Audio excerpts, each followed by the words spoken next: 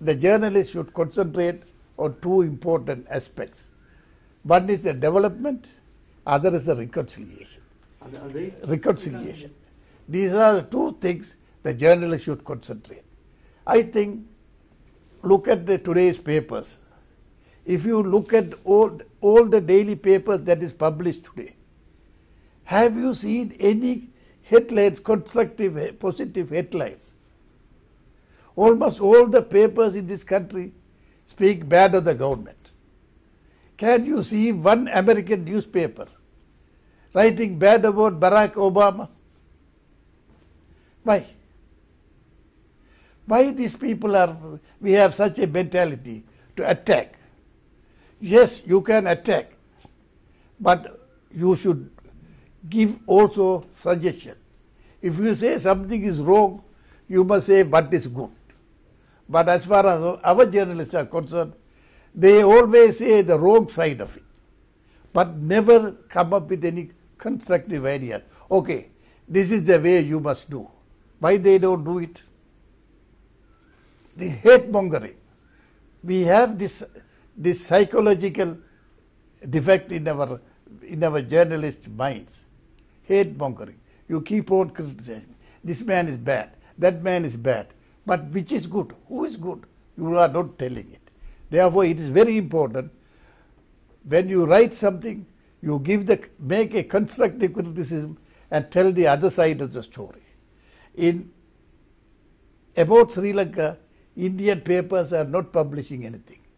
But about India, Sri Lankan papers are always publishing. What Karunanidhi says, it's a headline here. But what Rajapaksa says is not even a one-column news in the Indian papers. But they say Indian fishermen have been attacked by Sri Lanka Navy. The poor Sri Lankan Navy, what are they doing?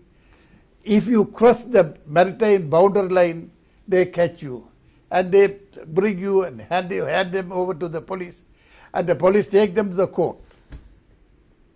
But our newspapers say 19 Indian fishermen were arrested by the Sri Lanka Navy, and they say, the fisherman says they were harassed by the Sri Lanka Navy. This is the story they publish here.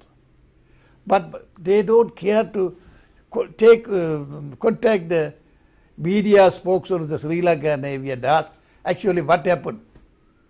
Did you arrest them? Did you harass them?